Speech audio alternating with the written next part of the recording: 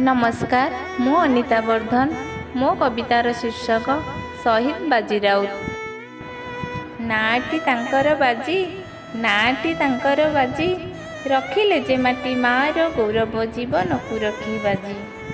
भारत मार पुण्य कोଳରେ जन्मिले वीर संतान, से मध्य कनिष्ठ बाजी राउत मो माटी को करिले धन्य। मो ओडिशा भूई गौरव करई तांक वीरत्व को हेजी, नाटी तांकर बाजी, नाटी तांकर बाजी। हसिबा खेलिबा बयसरे सिए देखाइले स्वाभिमान, फिरिंगी गुड़ी को बेखातिरी करी देले आत्म बलिदान।